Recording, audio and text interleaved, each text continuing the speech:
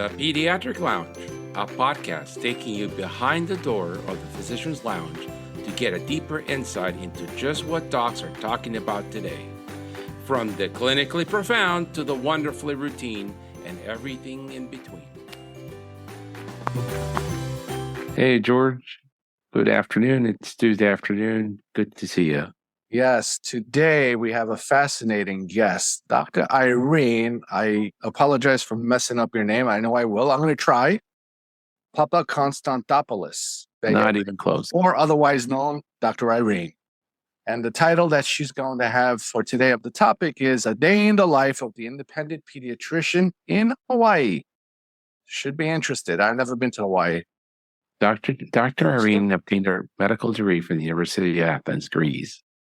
She completed her resident training in pediatrics at Sophia Children's Hospital, University of Athens, Greece, with initial training at the Children's Hospital of Philadelphia, and she's completed a second residency at the Unberg Children's Hospital, affiliated with Drexel University in New Jersey. She's currently an independent pediatrician in Hawaii, and a little tidbit of interest, she was also, I think, on the Greek team synchronized swimming for the Olympics.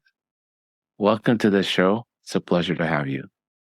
Thank you so much. Good morning from Hawaii. It's really an honor. Thank you so much for having me on the show. I have admired all of your guests in the past, so I was very pleasantly surprised that you wanted to have me on. Should be interesting because everybody's in the East Coast, West Coast. I don't think I've ever met a physician from Hawaii, so at least on Zoom we can. Dr. Irene, we always start with asking you, why did you become a pediatrician? Yes, I wish I could say that I've always wanted to be a pediatrician and I'm preparing my whole life for this career, but all my life I wanted to be a professional athlete. As long as I remember myself from 4 years old, that's all I wanted to do. And as you said, I was pretty early put into sports. I was one of those kids that were jumping on couches and somersaults. So wherever I found a beam, I would balance on it. So from 4 years old, I was in gymnastics and swimming, and my mom was a swim coach. And I remember watching the 1984 Summer Olympics in Los Angeles, and there was a new event then. It was synchronized swimming. So I asked her to put me into that sport. And fast forward 15 years later, I was in the national Greek synchronized swimming team. I didn't make the Olympics. We were in world championships. That's all I did really in high school and a couple of years later. And we reached the 2000 pre-Olympic qualifying games, but did not qualify for two positions. So through sports, though, I always admired our physicians that were always on our team. I had family that were doctors, my grandparents, my uncle, my godfather. But I never considered myself a good student. I always had good grades, but I never considered it was something that I could do. It was like one of those dreams that I wasn't sure I was able to do. And as I was deciding to retire from professional sports, I asked my uncle if I could shadow in a hospital with him and see that profession. I was in sports science and physical education. That was my pre-med studies at the University of Athens. And I really was fascinated always by anatomy, physiology, anything to help an athlete, how to enhance performance, how to stay healthy. And when I was shadowing in those hospitals, I found the same feeling I got at the swimming pool, that I could be disciplined and dedicated in order to get what I saw from other patients, like the thank you they were giving their doctors. Pediatrics came to me when I rotated. And when I did my pediatrics rotation, I actually did a sub-internship at Hopkins in internal medicine. I was really not decided, and I was thinking about sports medicine. But once I did my pediatrics rotation, I got that feeling again that this is it. I felt that I could be dedicated so much to really helping kids feel better. Is there any profession better than that? I also had a role model. I studied in Europe and I did my residency there. But when I did my pediatrics rotation there, I saw that combination of the hospitalist pediatrician that also has a private practice, the same patients they knew, the families that they knew when they were admitted, it was their patients. And I just loved that idea that you could be part of that family, and even if they're hospitalized, support them. So that, for me, was the ideal doing that combination job. I liked it so much that I did residency 2 times. I know. I was going to ask you, first of all, I don't understand how you women in synchronized swimming float to the top and lift each other up, and somebody twirls and comes back into the pool in perfection. I don't understand how you can do that. It's amazing. Yeah, it's a combination of acrobatics, gymnastics, swimming, ballet. It's a lot of hours of training, 8 hours a day that the average national level team will train. It You have is to be equivalent to the 400-meter sprint, the team event. So it does require a lot of cardiovascular endurance. and you have to be very strong. I would right, muscularly strong. Yes, but at the same time, you have to have the grace of a dancer, so you can't be very Yeah. bulky. But yes, very strong, like water polo meets dance in the water. Yeah, it's phenomenal. And then why on God's earth does anybody do 2 pediatric residencies? That's 6 years of your life. I got into a second-year position in the U.S. It was 4 years in Europe, you're correct. Residency in Greece, at least, in most European countries, is 4 years. And my initial goal was to come to specialize in the U.S., to do a fellowship. But I wouldn't be able to work, and I really wanted to have that option to work. My ultimate option and goal and dream was to open a practice. So only if I did residency in the U.S. I could do that. And actually, while I was in the match, I did have an offer for a second-year position because somebody left the program and for another residency. And I did 2 years. I didn't mind it as long as I'm in pediatrics. I would not do other specialties, but I wouldn't say it was easy. But having gone through it once, second time is a little bit easier. Wow. At least she's double boarded in the European Union and the United States. So you can I work don't pretty even- much anywhere in the world. I maintain that. I keep my board certification in Europe. I don't want to imagine. Does Europe have MOC and all that requirements Yes. after you do too? Yes, you do. They'll still credential you, but they do. They do. And you have to go to do in person. I haven't been there. I keep my board certification, but I haven't been practicing there for 5 years. I don't know if something's changed, but you do have, yes, continuing medical education, at least for in Greece to have a license as a doctor. Yeah, you have to continue. Okay, but CME, but you don't have, now it's changed, but you don't have to go back to Europe every 7 years and take a written proctor exam. No, I can show, I have to show that I am practicing somewhere. Otherwise, they Okay. won't maintain it. No, if I Okay. just let it lapse, I will lose the license there. Yes. Okay. All right. And the board certification. Yeah. Pediatrics. Okay. And what is your day like practicing pediatrics in Hawaii? It depends in Hawaii, it depends on where you work. So until almost 2 years ago, I was also at the hospital. I started out in another private practice. But when I opened my practice, I was both doing locums at the hospital here and my practice. So my day would start at 7 at the hospital. So it would be 7 to 7 shifts. And then before and after, I would work on my private practice. Wow. So that was a pretty busy couple of years. Now I'm only in private practice. So if you're in private practice, I think not a big difference. There's a big demand here for doctors. There are a lot of us. So there's also not a lot of, as I've heard also in the mainland, it's pretty hard to find people to work for you. So there's also there's just not so many people to choose from here compared to the mainland. I imagine they can come from other states too. So it's very hands-on.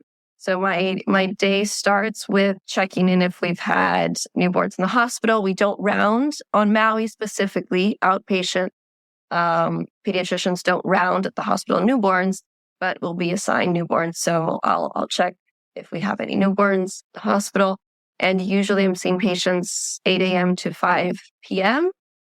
I am the only doctor in the office, so I am 24/7 on call if needed for my patients. And if you imagine that we surf before and after work, you're correct. We try to get in the water. And this is part of why I came here. I try to get outdoors, be outdoors early in the morning or after work with my kids. But then all the rest of the time as a practice owner, I imagine with anywhere, I have to deal with anything from things happening in the building to orders coming in late because we're on an island, to phone calls in the middle of the night. I don't think it's a big difference time-wise, like its schedule. It's just the type of cases you may see in an outpatient desk and issues you may have.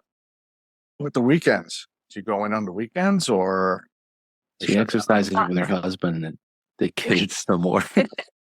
Again, I'm always on call for my patients. I have set up systems that we can monitor messages coming in, but I am 24/7 following my messages, so I can't disappear on the weekends. If I do go away, I have someone cover for me.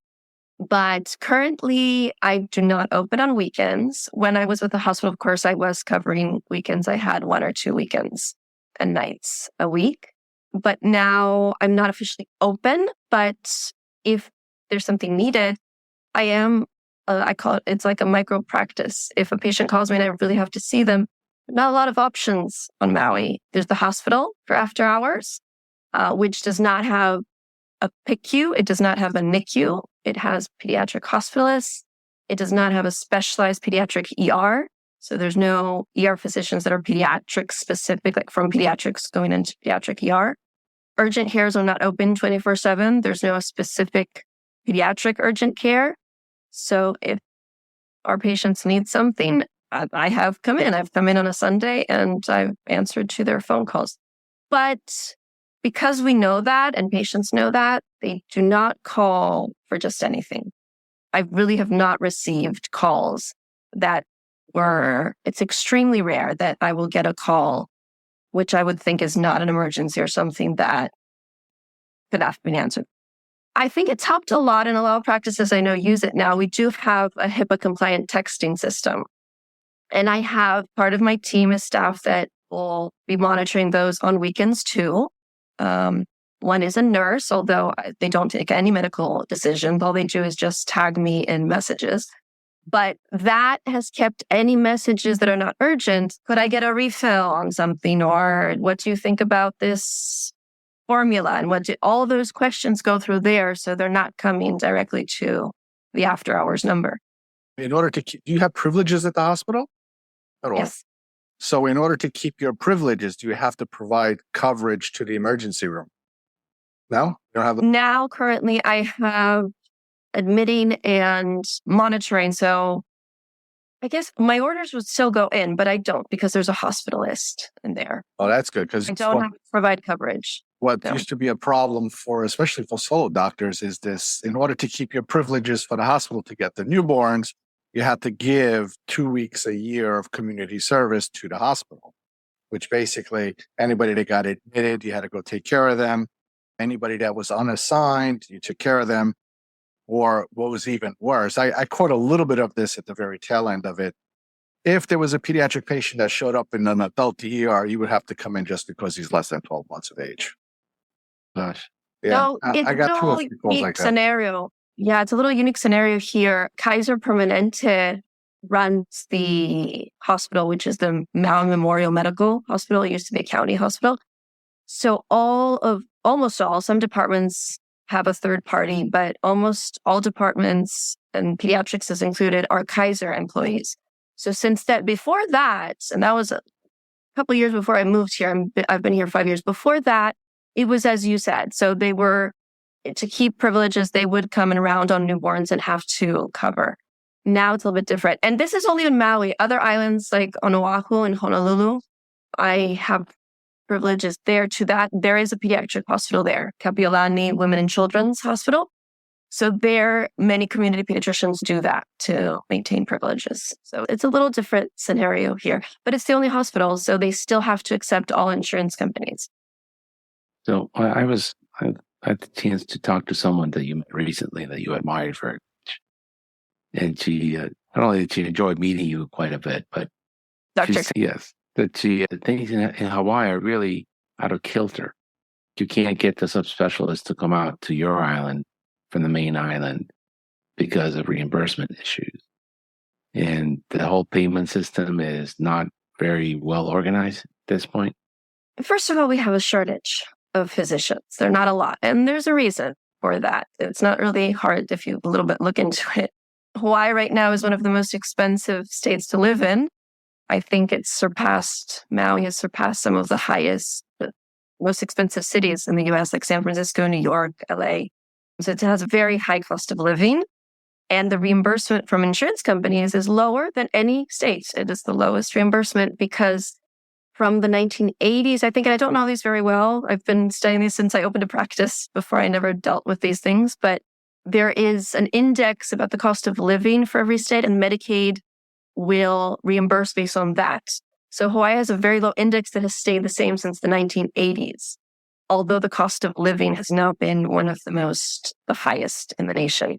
Anybody coming in will know that they will be paying more to live here and making less. Now, we have a shortage of specialists. Maui doesn't have any pediatric specialists. Besides, there's one behavioral pediatrician. Anything else has to go to another island, to Oahu, basically. And some specialties we don't have at all in Hawaii. And as you can imagine, the waiting list is very long to get into developmental pediatrician on Oahu. It can take, depending on or a neurologist, could take almost a year. Wow. Yeah. We have to, as pediatricians, monitor and follow patients that have some chronic conditions that on the mainland, probably a general pediatric office would not be monitoring. I know there are a lot of places on the mainland that also have the same issue. I think it's also globally. I want to interrupt you I don't know, when you say mainland islands, I've never been to Hawaii. Do you have to take a plane, a boat? Is it a 6-hour drive? What's the distance, and how do you get to the children's hospital from Maui?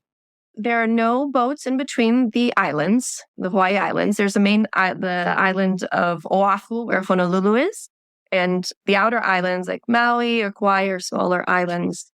Maui, for example, has about 150,000 population, if I'm not incorrect.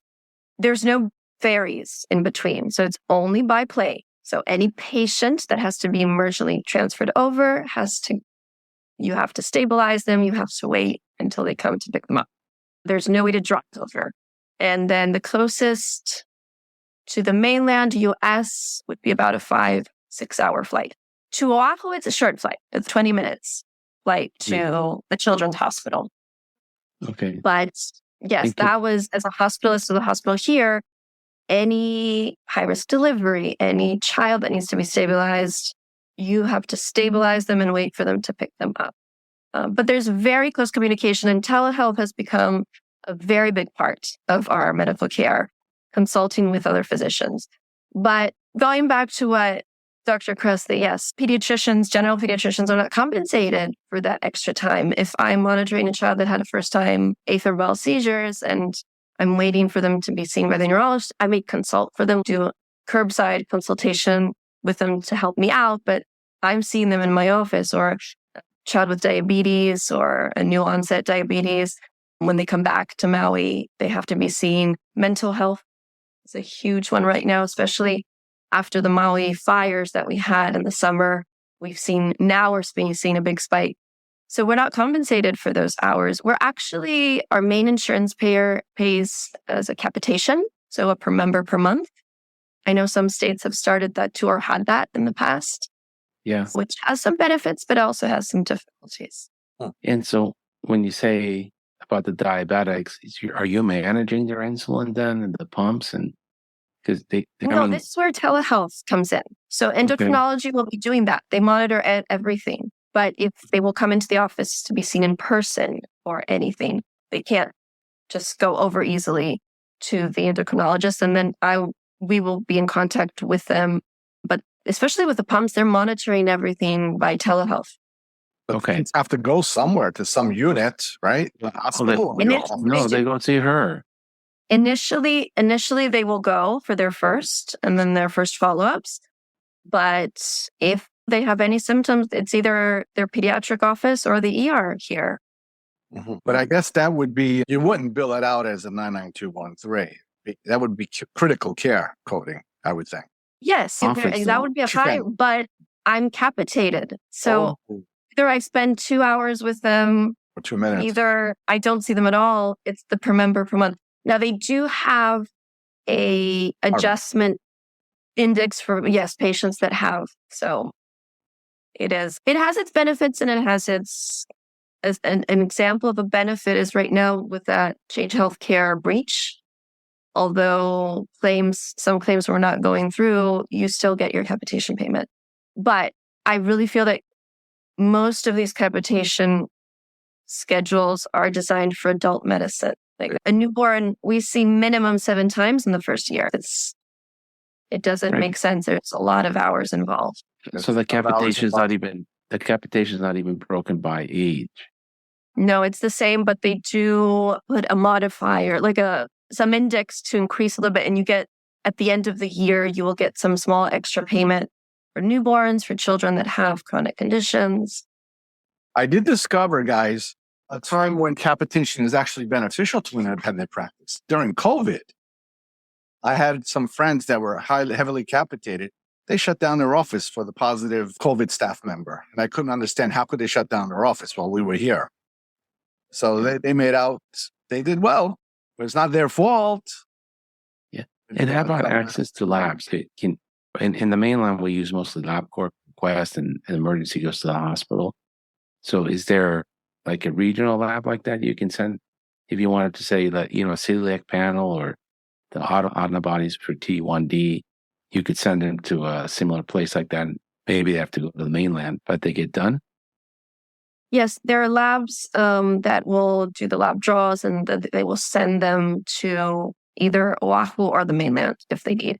They do close early so that you have to really plan ahead. So if I try to see newborns in the morning because if I have to repeat a bilirubin and I don't want them to go to the hospital for it, they have to go to that lab before 4 p.m. and we're not going to get that result quickly because it has to go to another island.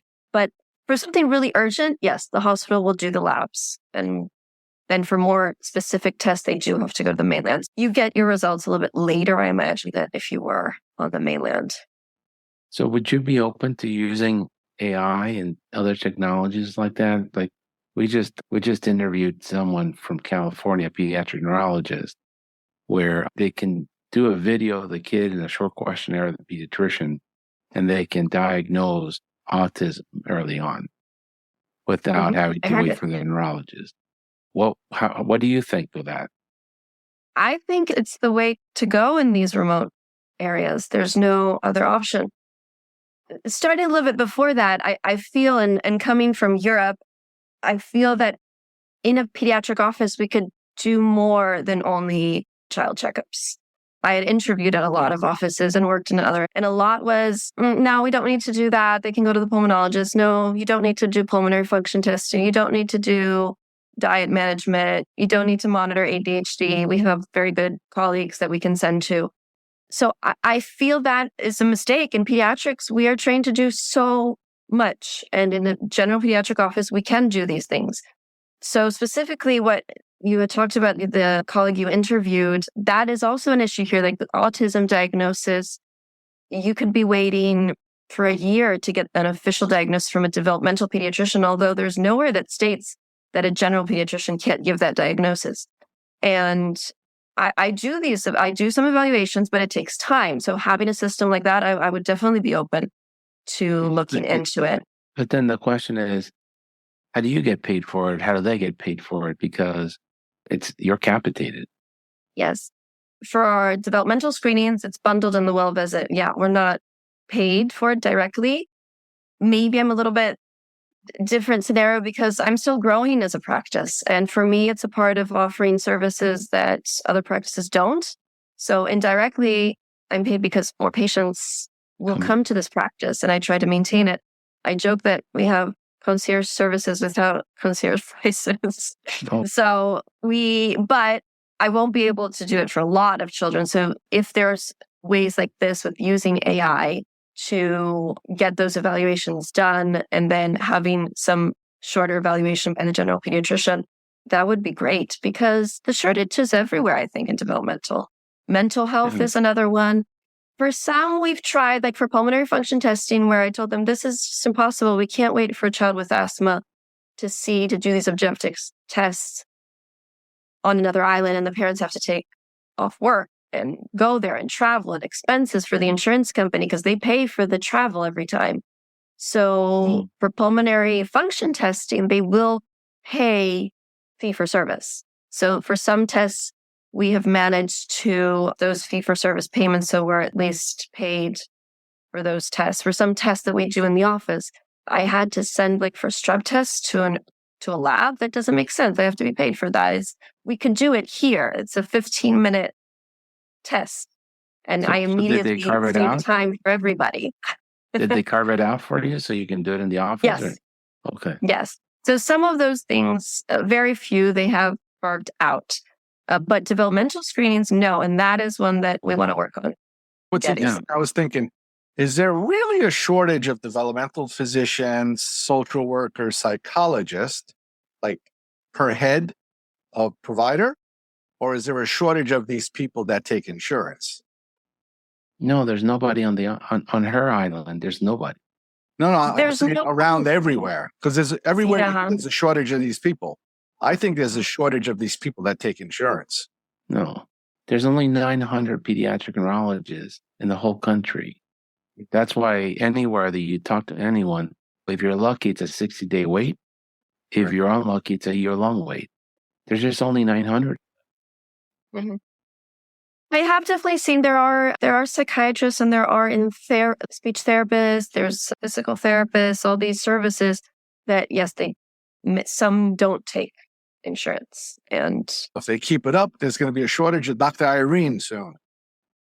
Yeah, that's a real threat. That's what happened to psychiatry. And I don't want to talk too much about this again, but psychiatry was an error, meaning error, by the Kennedy administration to move people out of institutionalized care, which was not very kind or effective.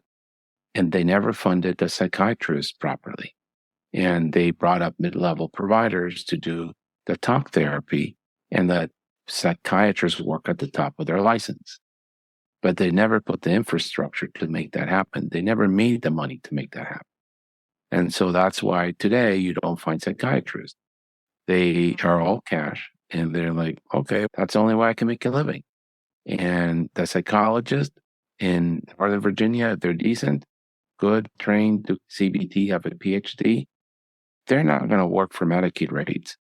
They charge $186 to $250 an hour, and they see 6 patients on telemedicine every day. And even if you have the money, good luck. It's a 3-month to 6-month wait to get in. It's because it wasn't funded. So we can talk about, and especially your friend, George, can talk all about value-based payments, and our pediatricians aren't good enough while he sits in a chair in an ER department. And the reality is it's a payment problem. And if you don't pay, people are not attracted to the specialty, they will leave, and we will have the same system as in a lot of my home countries like Ecuador, Peru, or Colombia, where if you are affluent, you see a pediatrician for all your well child care, for all your sick visits. They have 2 home visits. They know you very well, and you pay $60 to $100 per visit. If you're not, good luck to you. You stand in line in an emergency room till someone takes care of you, and there's no well child. It's a nurse who gets you on the growth curve.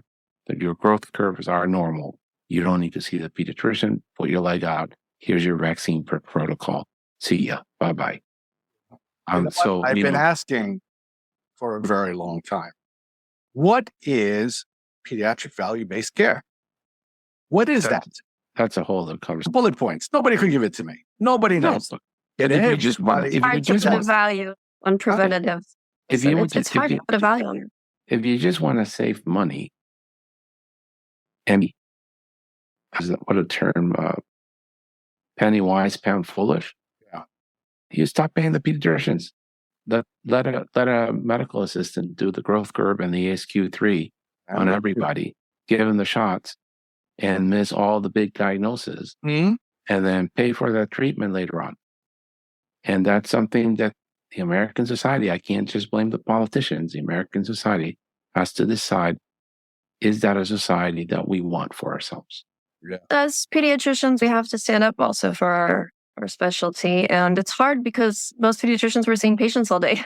Advocating for our patients that there are ways to get them to get good medical care in their pediatric office sooner and not ending up in a hospital. I think there are many studies that are showing that if you can offer more personalized care and more time with your patient, you will avoid in the same year hospital ER visits. And that's what many of the insurance companies want to see, is that in that year, they are going to decrease their costs. How many ER visits were you able to avoid, or admissions?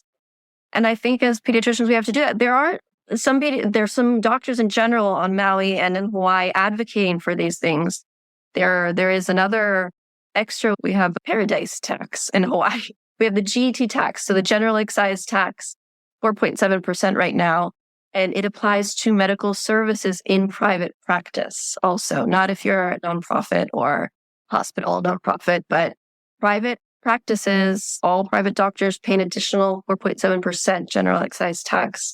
And there's a big advocacy right now and we cannot pass that on to Medicaid patients. We can pass it on to commercial patients with commercial plans, but we cannot pass it on to Medicaid patients. And that leads to a lot of inequity in healthcare, because as a private practice, at some point, I have 40% Medicaid. I can't go higher than that, though, if with these numbers. And I want to see these children. So there's a big advocacy now trying to pass a bill that would exclude at least Medicaid payments from this GET tax. I think we have to be showing the numbers, showing how we don't just do measurements and growth curves and the benefit of vaccinations, and also how we monitor. Also, we can diagnose some more specific disorders. We can treat some conditions and monitor some chronic conditions in our office, but we have to be open to do that in the office. Yeah, so we have to be able to incorporate it into our workflow. But so I think that's why it irritates me when they talk about value-based. They're not really talking about value-based. They're talking about decreasing spend to the bare bone. And in the long term, that is not a good solution for society, but it's also increases spend. So if you can use a computer model with AI and diagnose a kid with autism at 17 months or 18 months, and at least get them into speech therapy while they're waiting for that year to see the behavioral or neurologist and get the final diagnosis. There's good studies that show that you can make that child more functional than if you diagnose them at 4. And so that's a big win for society. And that's, you're going to spend less money in special education when they enter the school system. If you can draw autoantibodies for type 1 diabetes at 2 and 4 years of age, and you know that you have the risk of becoming a diabetic in the next 5 to 10 years, and you're monitoring their hemoglobin A1C every 3 months, maybe you can save them from being decayed. We're so in your end of the world, right? Because you don't even have a PICU to take care of them. You don't have an endocrinologist at the hospital. So you got to try to stabilize them and put them on a helicopter and fly them up.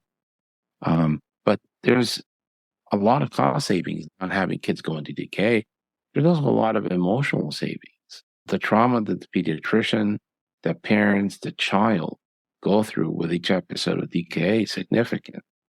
And that's what I mean, that it irritates me when people talk about value-based as a way to spend less. Yeah, I can tell you a lot of ways we can spend. Don't do any more strep tests. Everybody with a sore throat, call them in amoxicillin. $5. And if you're capitated, why bother? You got an empty slot now. Anybody with an earache, put them on amoxicillin for 5 days. See them only if they don't get better. You could do all of those things. It's not good medicine. It's not good for our society. We will ultimately pay the price. But you can see more patients, have a bigger panel, and decrease your spend. That's dangerous. With this Medicaid, I just happened to do a search for what is reimbursement in Hawaii for 99213. I stumbled upon this old piece of paper. It said it was active as of January 1997. Even for 1997, $23.73%, 73 cents is pathetic. How much did you see? 27. Where to go? Hold on. What year was that? $24 in 1997. I don't know what it is now, but even back then it was horrible. I no, would have no, to it's capitated. open. Let's see. I have a table for that. That's crazy town. Here we go. 2023. Let's see what 2023 says. No, for now it is 99213 is $93. Oh, that's not bad. It's a- $93. You don't get paid that. You get capitated. We get capitated. So the capitation depends on the practice. But I still feel that even with the AI, as you said, it's very important that it's through their pediatrician. Very different if it's somebody the child has never known or the family doesn't know. Using AI with your primary care provider, with your team of providers is completely different, I think, than using AI methods with people that don't know you. And I see it every day with my patients. And even though here's a shortage and they told me when I open, just open and they'll come. It's not like that. They come and they tell me, nobody has explained this to us before. Nobody took the time to tell us these things. Nobody took time to treat this. They told us, no, you have to wait for a specialist. And this, I think, is the benefit of private practice. I still really support, and I think that pediatricians, we have to stand up for it. In Europe, still doctors are owners of practices. They are the CEOs of hospitals. Care is different if the doctors lead it. And Absolutely. I guess Doctors, it's lower, what a concept. but I cut my overhead. I do a lot. I'm very hands-on. I do the vaccines in here. I do not have a nurse. If it's a busy day, I will check in patients. Their system is pretty easy. There's not much to do. They've done everything before. There's a self-check-in. I know how to do everything. And I've had days during the fires that I was alone in the office and saw 26 patients a day. But I've decreased overhead like that. So being more hands-on, doing more things, and is my per hour pay less than what it used to be when I was in the hospital? It probably is. It is. Per hour, I'm probably making less. But just an example, when the fires happened in August, it took a couple of days for the big hospitals to get the approval to go over to Lahaina because it was blocked out. That other side of the island was completely blocked out. Myself and other independent doctors, we were there the same day. I opened my doors for everyone because I make the decision. I opened the door and said, you don't have your insurance card. You don't know where it is. Your house burned down. Come in. Fortunately or unfortunately, we didn't have a lot of medical issues those first days. It was either something very severe or nothing. But meaning that we can make those decisions to decrease our costs in private practice. But in the long term, we have to advocate about what the value, as you said, Dr. Rogo, this is the value of the pediatrician. Right. I agree. And I think I don't particularly like the word advocate. I think it's time for pediatricians to stand up for themselves and say, we bring value, and taking care of children is important. And without the work, we don't have a society. And so let's just be straight on that. We're not here to do charity work because we have families, we have mortgages, we have loans that we need to pay for, and we cannot do it for free. And I don't think many of my colleagues are willing to speak that bluntly. They talk about advocacy and the importance of children. Sure, I agree. But if there's no mother, there's no school teacher, and there's no pediatrician, there are no children to be taken care of. So you got to start by taking care of the mom. In private practice, as better than me, it's the time, right? I see there some very good advocates that don't run practices, and that's amazing that they can have that time and dedication, even though they don't have to.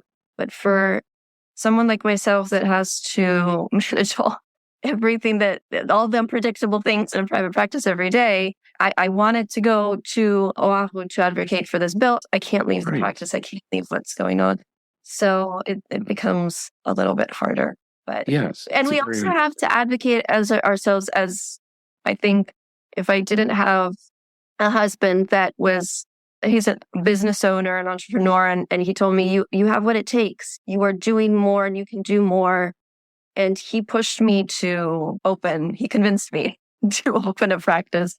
But I see doctors in positions that they can advocate for themselves more. It's hard to see if you don't take the other side. Yes. Now, is the culture, you're multicultural. Like if I met you in New York at a bar, I wouldn't think you were Greek because your English is perfect. But is your background and the culture of Hawaii a problem in any way? It's not, no. Hawaiian are very open to people that come and respect the islands and respect their traditions. And I've lived in different places. I grew up most of my school years in the US and then in Greece. And I've traveled a lot because of my sports. And I'm very open and do not take anything. How can I say? When I meet somebody, I ask them what their traditions are, what you usually do in these situations. But if you're like this, if you're open and you don't come and bring to change things to make it your way, if you respect the existing culture, they're very accepting of you. It's part of my reason that I am committed to take all of the Medicaid patients because I have been on an island. My husband has businesses on Greek islands. And if you don't support the local community, they will not support you. They have been extremely supportive with me. I am very honored because I knew no one here. I didn't go to school here. We didn't know anybody. I guess we fit in quickly because of the windsurfing and surfing, which is a part. But other than that, I knew nothing. I read about it. I asked the medical students because I have medical students rotating in my office. They come from Oahu. They have a program for the outer islands. So I'm a clinical instructor for the University of Hawaii. And I asked them, I tell them, tell me what I should read about this. What do these words mean? When a child dies, what do they do? When a child turns 1, what do they do? So you just have to be asking and incorporating it into your care, just like I'm of Greek culture. I know that some traditions doesn't make medical sense, but if you support them to continue these traditions, they have better health outcomes. And I would say that Hawaii does have some similarities with Greeks, and they agree to it.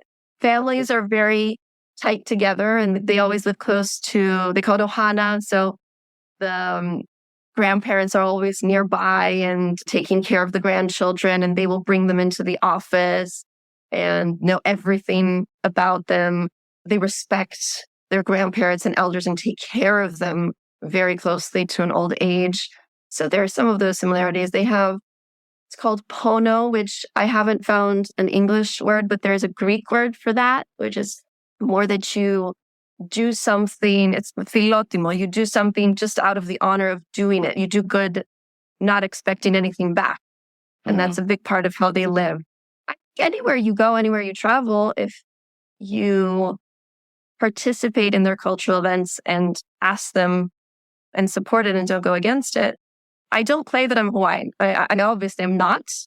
And I mostly show my European background. And I think they respect that I don't try to become Hawaiian because I never will be. I don't know. It's just Hawaiian, but look different. But are your parents in Greece still? They are in Greece now. Yes. They are retired in Greece and very happy there. But aren't they unhappy that the grandchildren are so far away? Very.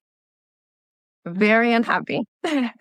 So my husband still has businesses there and he manages them from here and he travels back and forth. So my children spend most of the summers, like almost 2 months, with their grandparents in Greece. Okay. And that must make them very happy. Yes. So that was something we agreed early on, that their summers, when schools are closed, they will be there. It's harder for me because now I can't go for so long. Yeah. But it's important for me, that they live that. That's a Greek. I have a lot of Greek friends. I'm half Greek. And what half of you is Greek? The better half. The nice hair. I went to school with a lot of Greek kids, and I remember growing up when somebody would get sick with a fever, my grandmother would come and my mother with, I forget what it's called, where they take like a glass of water and take a match and do some kind of like voodoo stuff and say some words and then put it on you to make the Oh, cupping. That's cupping. yeah, It's the whole cultural thing. stuff. Yeah. So my grandfather was a urologist, but he also practiced a little bit like a family practice physician. He was a urologist. He was a surgeon in a hospital in Athens. But at the same time, he would see patients almost like a family practitioner. And he would do cupping. I remember that with the fire and the cups. And now it's a whole thing that athletes do all the time. Yeah. And is there, I know I was born in Colombia, but along with some of the Central American countries will put these little things on the kids' arms, like little beads, and then a bigger bead. And I'm always, since birth, I'm like, get that thing off the kid. He's going to choke. Cultural thing. Don't do it. Even the Greeks, they have that to ward off the evil spirits, the eye thing. Eye. Yeah. But- What is there but- if you put it there? What if the kid chokes on it?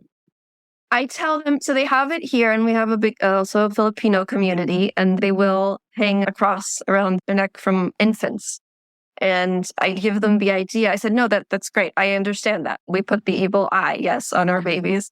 But get a safety pin and put it on the onesie on the back. Don't have so I try to find Oh, I love that idea. tradition, but don't put it around their neck.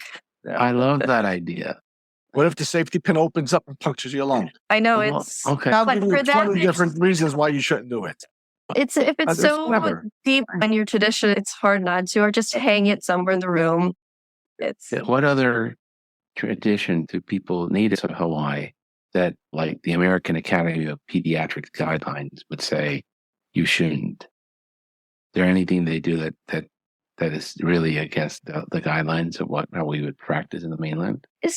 especially Native Hawaiians that I have family is there's nothing that has gone against the guidelines, or maybe they just don't go against. They're very open to, at least the patients that I have, the Western care. I do know one thing. I think they bury the placenta in the ground. So they ask for their placenta delivery so they can bury it in the ground. That's one I know. And I guess that would be some hygienic issue about bringing your placenta home. But they do that, I know. But I haven't found something that would go against guidelines. They're very open to what I recommend. All right. So in Spanish culture, sleeping, you tell some grandma that she can't sleep with her 6-month-old. She'll get up, take that person, land it right square in your head and say, I could have raised you, but your mom didn't raise you right, and walk to the room. That's just culture. I think co-sleeping, though, it's something I see with all cultures, that there's a lot that they co-sleep. How about in Greece? Is it like that? Co-sleeping a big deal in Greece too? Yes. And then in Spanish culture, this idea that you examine adolescent alone is invasive and it insults the parents. The kid's 28 and the mother's still coming with them. It's just the way that Latin culture is. Still go with my dad who's a cardiologist. And I sit in the room and there's no patient privacy. He's come in, the cardiologist could talk to me. So how about that may be something in the Hawaii families I see, and Filipino, that Greeks for sure. That's I will say that part of the appointment will be on our own, and even the child will say, and the parent will stay together. It's not an option. Yeah, this is very interesting to me that other moms, because Northern Virginia is very multicultural. You get everything. Other parents are like, I don't want to be there when you look in his pants. And they walk out. It's like, okay. It's a lot to learn. So I think wherever anybody goes eventually to practice, in the US, I think is like that. You're going to find all the cultures. And Europe is also like that. You see so many different cultures. You just have to, as much as possible, immerse yourself in the local culture. Like I put my children initially in the public school systems to immerse themselves, and they would have, it's a melting pot in Hawaii. So you learn these things by going to your friend's house and by going to a party they have, or going to a dinner, or going to a school event. That's how you learn these things. You can't just read about it. Yeah. I don't feel sorry for your girls. They spent 2 months in Greece, and the rest of the time in Hawaii, and Yeah, they don't are know. extremely successful. Lucky they I think they have made. If you want to adopt me, I'm up for adoption. I tell a lot of my colleagues, I said that what I do has no financial sense. Absolutely no. We moved to the most expensive place in the world, literally on the other side of where our families are of the world. But I feel that if you choose where you want to live and where you want to spend most of your time, then you figure out ways to make a practice succeed instead of the other side around, like trying to buy. That's my philosophy. That's just my personal I agree with opinion. that. I think you're right. Now, are you happy in independent practice? I am happier than what I was. I am, for sure. I would not go back to being employed. I'm working more hours. I'm definitely working more hours. I'm definitely more on call for everything. Like the air conditioning goes out, I have to do something. Yeah. But I feel that this was ultimately what I wanted. And it took my husband, I think, to bring it out in me to say, this is what you wanted. You can do this, and this will give you a bigger purpose. I feel that maybe it's a part, at least for my lifestyle, it's a part of the burnout that we hear in medicine. We take highly educated A players, because most doctors are like that. They've had this huge goal in their life. They've been studying 10 years, and we put them in a position to do the same thing day in, day out. It depends, of course, on the employer, I'm sure. But if they don't have a higher purpose, and for some could be to have their own practice like it looks like it was for me. For others, it could be to be working on some subspecialty in their practice, like to be the specialist for something in their practice. But if we put them to do the same thing in and out and there's no goal to it, I think that's where you get depressed. For me, I always wanted to put very high goals. I'm not happy when things are just easy sailing, easy surfing. I want the extreme sport. Yes. Well, yeah. It's amazing what you've done. It's amazing. Thank you. We'll see. I'm making every effort to make it sustainable. At least she's trying. Yeah, with a smile. Yeah, that's what you're supposed to do. Yeah. Thank you so much. They are for Hawaii. They have a program now that will pay off student loans if their practices that, like for people that are looking into coming to work to Hawaii. They will pay off student loans for practices that take Medicaid, and also for Native Hawaiians or people that have graduated from a high school in Hawaii. Nice. It's like you're looking for somebody. Maybe somebody in the Pediatric Lounge universe wants to move to Hawaii. We'll connect you. That would be great. Thank you so much for your time. Thank you so much. It was truly an honor. Thank you. You. The things you've done. You are phenomenal. Thank you for listening. This has been a production of the Pediatric Lounge. On the show notes, you will find links to our co-host and other important notes, as well as a timetable of the topics discussed today. Don't forget to follow us on social media and subscribe to wherever you listen to your podcast. Leave us a great review, as it helps us greatly. In the meantime, we will see you next week. The Pediatric Lounge. The conversations are not intended as medical advice, and the opinions expressed are solely those of the host and guest.